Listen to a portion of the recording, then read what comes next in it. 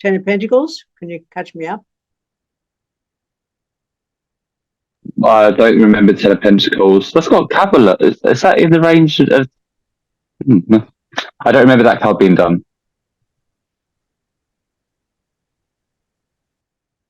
Okay. Oh. I don't think it matters at all. I think just keep doing, always learning. Oh, you'd be the bitch. Show me that. Okay, look, I'll leave this stack alone. If you hear this information repeated, Ten of Cups, I know we've done with AIDS, because we talked about how it kept turning up like hopscotch. And then the Ten of Swords, we also talked about that being everything from backstabbing to tattoo. Did we? We have done this pile, haven't we? Page of Swords. Four of Cups, the gift, the offering. No? I'm not recognising this pile actually. Yeah, I recognise ten of cups we've done, but the others I don't remember. Okay. Ten of Swords. Now, so remember, with everything that I'm going to get you to do, just have a look at the card. So this is why we stick with these, rather than going from pack to pack to pack, because all they are is then you're going to be interpreting whatever anybody else says. Have a look. Poor bastard. That's the first thing you want to see. Put it down there, put its own little space. First thing is look at his poor bastard's got all these swords up his back, so he's dead as a dodo, dead on the sand. A lot of the swords you'll find on the beach, which is really weird. I've never quite got it unless it's that very liminal space between land and sea. Could be. Never really thought about it till now.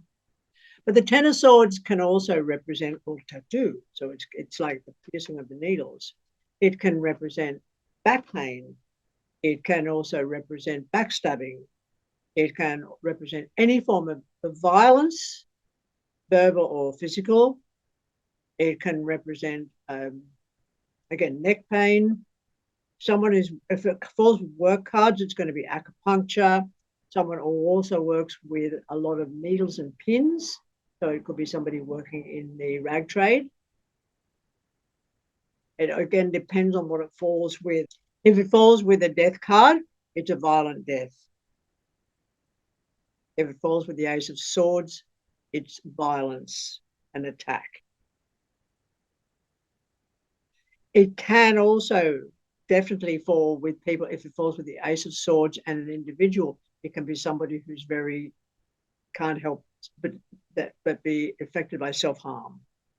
So you'll get it with a cutter, for example. Okay. Page of Swords is either a time of year.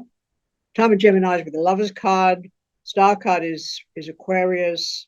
Time of Libra is with Justice card. If it's a child, it's an intelligent child, or it's a fair child, a fair-looking child, not a dark-skinned child. If it falls with the star signs, of course, it's an Aquarius, Gemini, or Libra child. It can also be an idea for the burgeoning of a young idea. Three of Pentacles is an interview. That's it.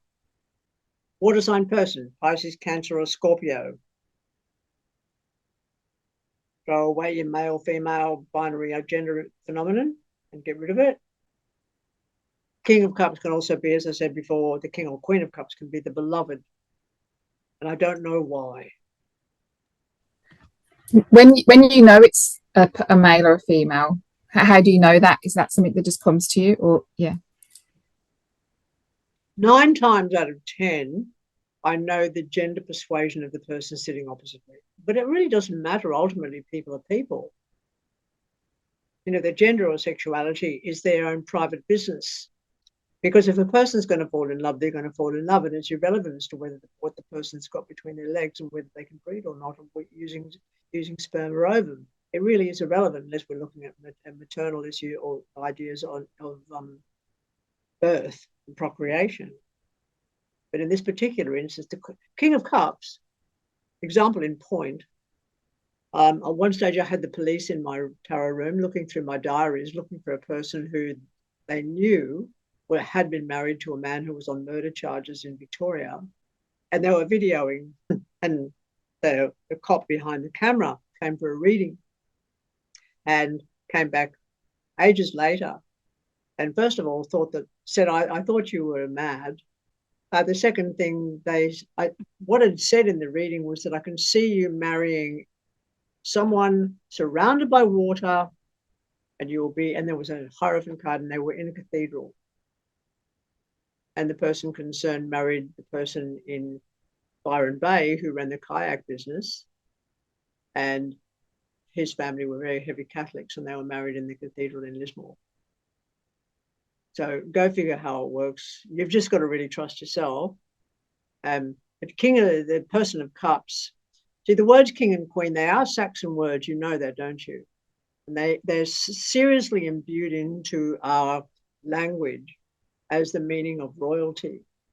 Whereas the word, if I was to give to you the word Wazzle-Jackstow, you wouldn't know what I was talking about, would you? Unless you'd read my book, Brittany. Then you would understand that the word Wazzle-Jackstow is chieftain. The moment I use the word chieftain, somebody's going to see a male. And that's not the way it was amongst Celtic people at all. So when it gets from the word chieftain to the word king and queen, the word queen simply means wife, the wife of the king. So this is why learning languages or seeking deeply into linguistics is very important, because the more you know, you can't read tarot unless you've got a massive, massive mind full of different quizzical information.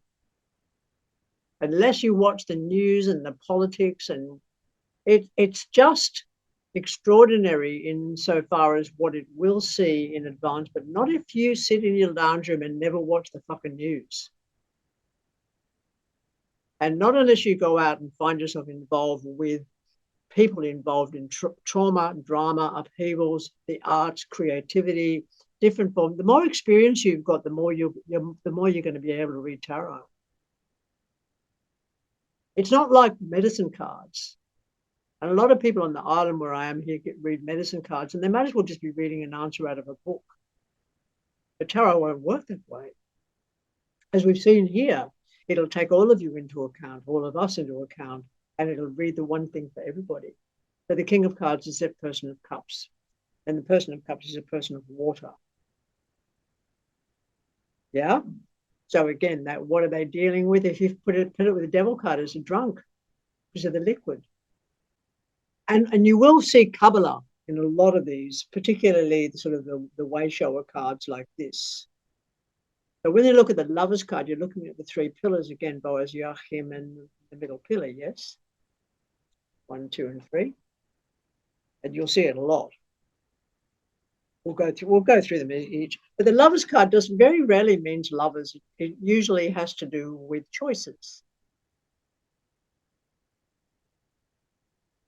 And it's perfectly aligned with these two. This is the fence around the property that's in 2 titles. Or this is the division between the 2 titles. See, divides them up. Ace of Swords.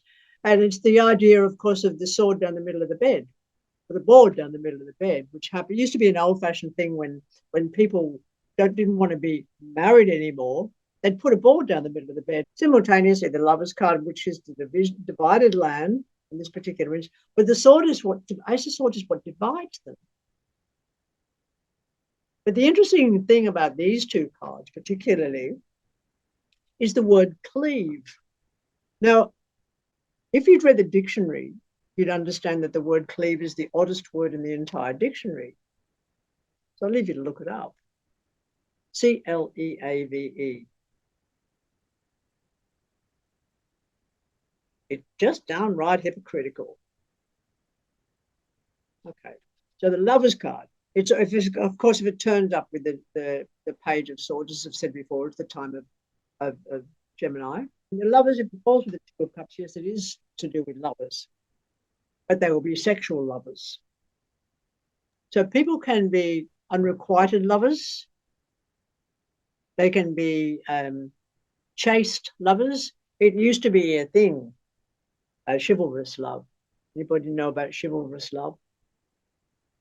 Don't know about chivalry? Knights in the 12th, 13th, 14th century would declare their undying love to a monarch, a female monarch, and it would be considered chaste love, chaste. So that it was not sexual in nature. The Order of the Garter is a very good example of that. With the 5 of Wands, would that be like a multiple occupancy? That when you said about the lovers and the Ace of Swords? 5 of Wands is multiple occupancy would need to be the 5 of Wands with the 8 of Wands. With the 8 of Wands, okay. So it's not the division doesn't come into with the lovers. Lovers card tends to divide that property in 2. If it was talking about a house, for example, if you had a 10 of Cups with it, it would be a duplex or a terrace house. So one up, one down, or side by side. So you've got 2 houses in one, if that falls with the 10 of Pentacles or the 10 of Cups. Excellent question. Thank you. Queen of Cups, ditto the King of Cups. What's interesting about the Queen of Cups more than anything else, more than being ditto the King of Cups, is the fact that she's holding her funereal urn. And the other interesting thing about it is the fact that the Dover is in the background. The White Cliffs of Dover are in the background. Oddly enough, I have a lot of clients on the Isle of Man. And this is going to turn up quite regularly for anybody on the Isle of Man. I think it's going to have to do with the cliffs. And now also with people on the west coast of Ireland, because it'll turn up as the Cliffs of Moher. It's odd. You can, if it's asking about somewhere in Sydney and you've got those cliffs in the background, it's Coogee. Because that makes no sense to you, Lee, does it? But it is a cliffy area, and Coogee would be, in areas like Coogee in Sydney, again, would be considered as the place where people jump off. Because with the urn that she's got, if you have a look, and we go deeply into Kabbalah as we will, she's got the Ark of the Covenant has got 2 seraphim, one on either end of it. I can see Lee going, oh, I'm going to go on the internet and look that one up now. I just don't know what the Ark of the Covenant is. What is that? Look it up. I'm just writing a note, yeah. Ark Of the Covenant. The Ark of the Covenant traditionally would hold a thing called the Torah, but it's got an incredible mythology around it. It's considered to be of a certain kind of wood with a certain number of cubits, but that has the seraphim, which means fiery serpents. But let's go down deep into Göbekli Tepe and have a look at what that's got to do with. And that really interesting video that came up during the week about the serpents showing up as being associated with Quetzalcoatl. And so many different connections with so-called ancient structures, megalithic structures. The serpent figured in almost all of them. And in Crete, of course, Knossos, you're going to see different people holding serpents in their hands, etc. So that idea of fiery serpents or seraphim has got a mystery associated with it. But what they've got to do, well, they are associated with Kabbalah, but we'll get to that. But the mystery is associated with why they turn up with this particular woman at the seashore near Dover with her funeral urn and the seraphim on either end of it. Empress card. I'm sure we've done this, but I've done this so many times I forget. Of course, you've got Venus on the symbol of the Empress. The Empress card, Kabbalistically, on the stylized tree, goes between Binah and Chokmah. Yes? And in many instances, we've been able to trace the evolutionary path of us as a species up until and including the lockdowns and the closing in of Binah, which of course is associated with Saturn. And then we head evolutionary wise to Chokmah, because Binah to Chokmah is this. And that's that song by Neil Young, Crosby, Stills, Nash and Young could be after the gold rush. The expression flying Mother Nature's silver seed to a new home. Because Hogmar is called the sphere of the zodiac, despite all the other associations with it. This is why I have such, it's not, I don't like the word hope, positivity, if you like, for lack of a better word at the moment. I do apologize for using a binary term, for the so-called future, because I'll get along to the meaning of this in a minute. When I know that I can see the progress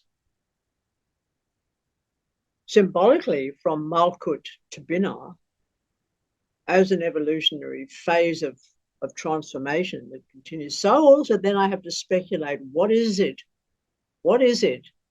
between Binah and Hokmah that I'm missing, that I need to know, that I can speculate on, knowing all the other stuff that I'm aware of evolutionary wise. Now, what I see happening on a worldwide level at the moment is ZPG. Yeah. Can you say that again? What I see happening at the moment on the world stage is ZPG. And not only is there zero population growth, there is also zero sperm count. So the incidence of healthy sperm is becoming almost obsolete. You're with me so far? It's also happening to the ovaries of women. And it's happened, the denigration of these abilities to fertilize each other has been, or the inability of fertilization has been rising exponentially since the 90s. And that is because of the introduction of plastics and petrochemicals and phthalates. And there are so many different toxins which are affecting the ability of us as a species to breed. So what happens? What happens? This flying Mother Nature's silver seed to a new home, it's quite bad. I've written books about it because the understanding of a cryoark comes to mind, the ability to store the genetic material of any and all species in cryogenetics. I'm not going to dismiss that because it comes up to consciousness as being very valid. Also, as was discussed earlier today, with this ridiculous scenario around the people promoting war, is the Earth Mother attempting to raise hurricanes and bring about another younger dryad, which is another ice age, to shut us up, to shut us down, to stop this desecration. The desecration in itself, it could even be said to, I mean, the field of Flanders and the field of Ypres and the dead boys all over these fields that become forest flowers, that's fine. But when you hit an environment with a blackberry kill, like in Vietnam, and you desecrate entire regions and you burn and poison entire regions, are we a random, weird species? Are we a deviation away from the idea of us as a species harmoniously? Had there been too many of us? Are we suffering from the experience of overpopulation? Is that the reason for movements that are happening all over Earth as we know it? No, because historically we have always been on the move. Of course, the Empress card will turn up as in the symbol of mother. Of course, the Empress card will turn up with the Ace of Wands as pregnancy. Of course, the Empress card will turn up with many, many of the wands in association with creativity. The Empress card will also turn up with the Ace of Swords for somebody who is having surgery for breast implants, for somebody who is having some form of procedure to beautify themselves. It will also turn up very much so for people who work in the fashion industry. But there is also an interesting book in, of all things, Revelations, that talks about the woman crowned with stars with the moon under her feet. that's called the Asherah, which we have mentioned before. And Krista Kinstler put out a book years ago. I can't remember the name of that. But if you look up Krista Kinstler, Kinstler, I think the book's called The Moon Under Her Feet. And it looks at the women of the Asherah temples of the Middle East and the Lebanon, Jordanian areas and the fecundity of these women. It also represents matrilineal societies, but not matriarchy, because the idea of matriarchy is the opposing factor of patriarchy. And it's just not. It can be also the design of a house. It's got a lot of meanings, but its ultimate meaning is beauty. Okay. Couple more. Four of Swords, we already know what that is. Nothing. Wait, nothing. Can be a time sequence, 4 days, 4 weeks, 4 months, 4 years, but it's just nothing. Wait. Temperance card, alchemy, medicine, transformation. Okay. And again, it's got the three aspects, but it's got an alchemical symbol in the middle of their dress. That's a symbol of fire.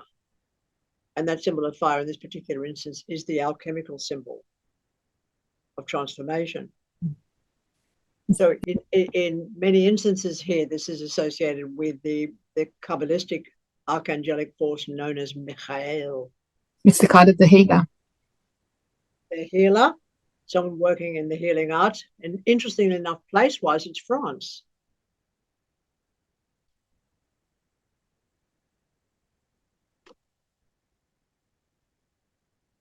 Da, da, da, da.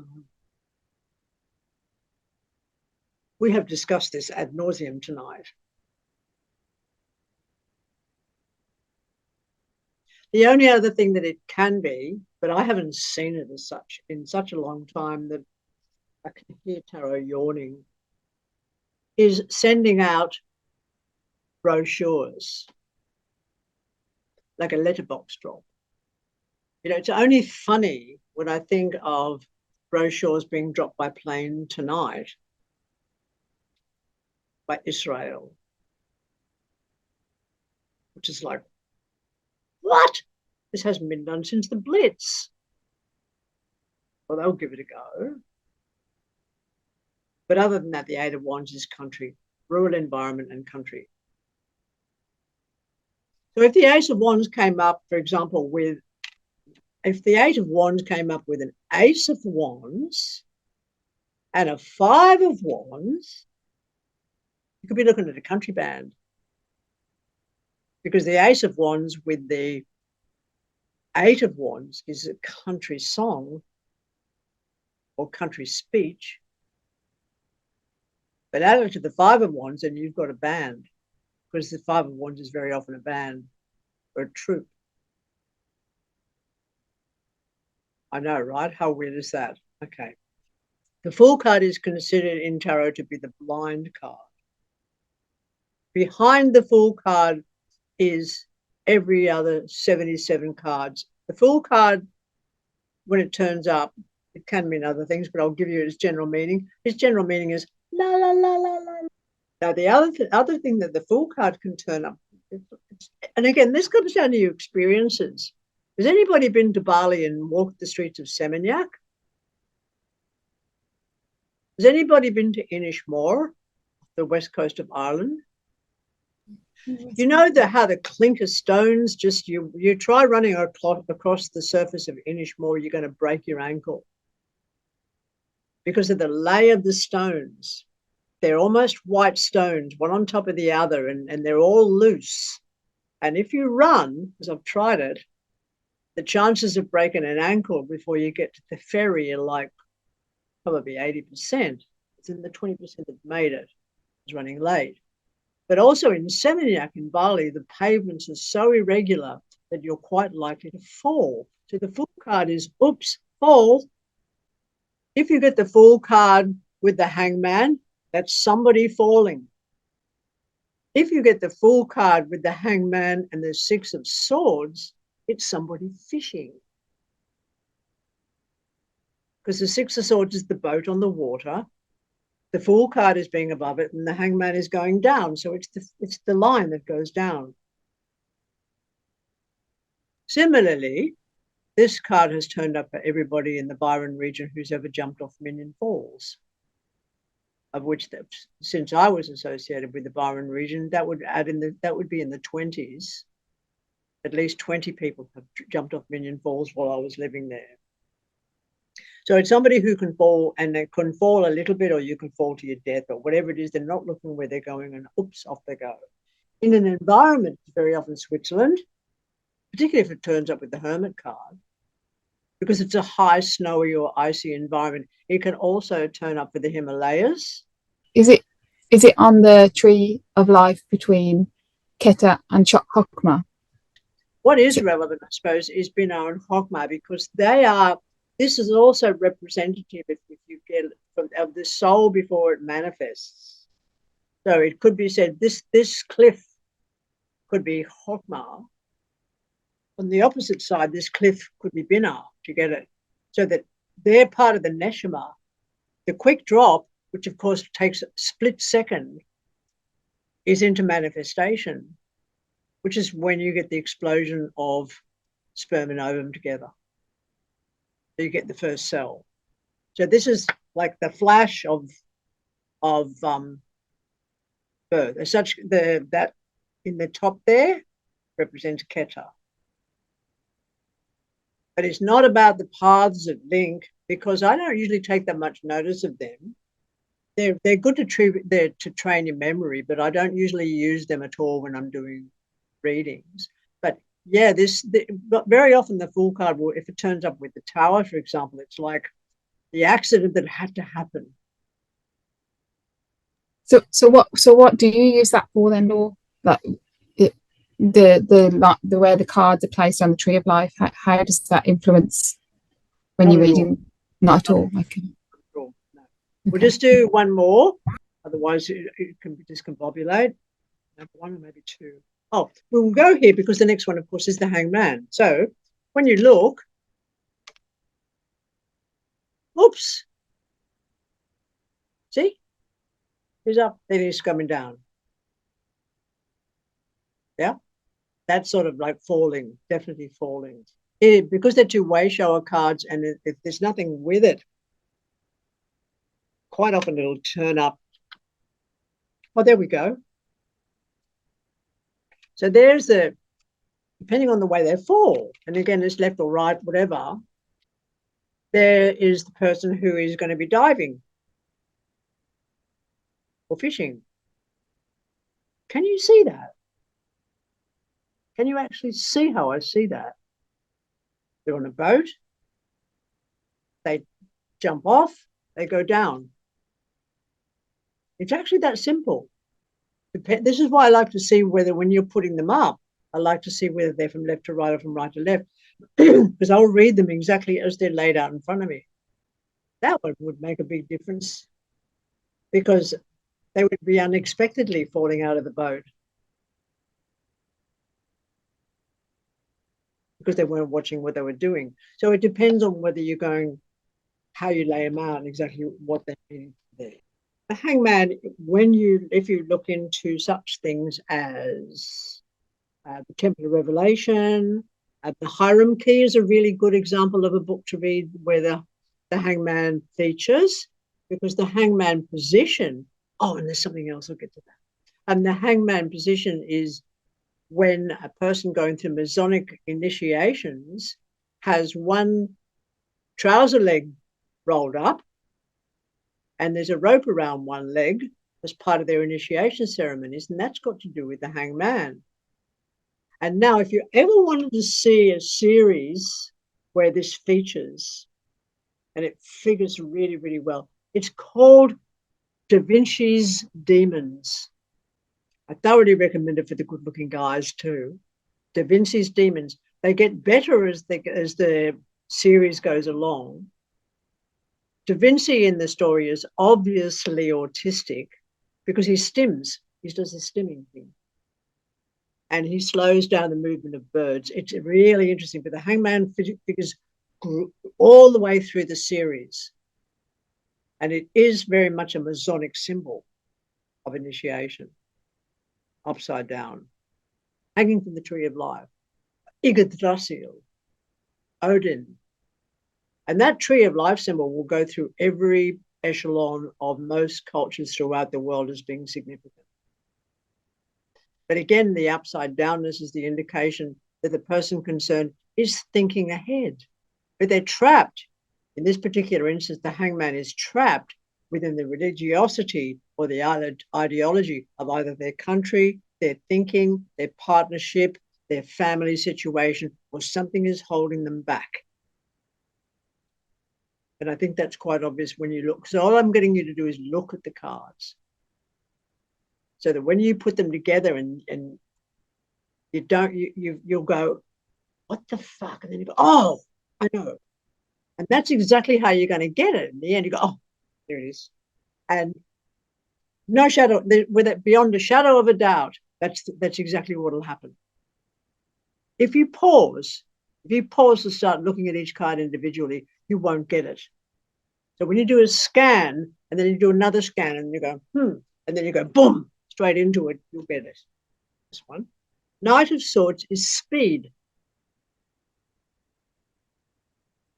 A good drug, so I leave her alone. Been there, done that. It will turn up for the drug speed, any methamphetamine, cocaine, basically anything that hypes you up, too much coffee. In many instances, it will show up as 2 wheels, not 4. So it's push bike, motorcycle, or scooter. And the number of times that when I lived in Melbourne, that I saw a person's 2 wheels being stolen, it's beyond me. I said, please take your push. And every time I'm looking at the client opposite me and I'm saying, you've got a scooter or a push bike. And I know you have. If you haven't got one now, you're going to have one in the next few weeks or months alone.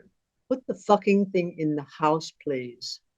I don't know if I can stop you getting it stolen by giving you the suggestion. Then they come back to me and tell me that their push bike was stolen. It'll show up for racehorses. It'll show up for greyhounds. I had this one turn up for a lawyer in Sydney who was the spearhead of getting the greyhound industry shut down, and she won for a while until the Premier reversed it.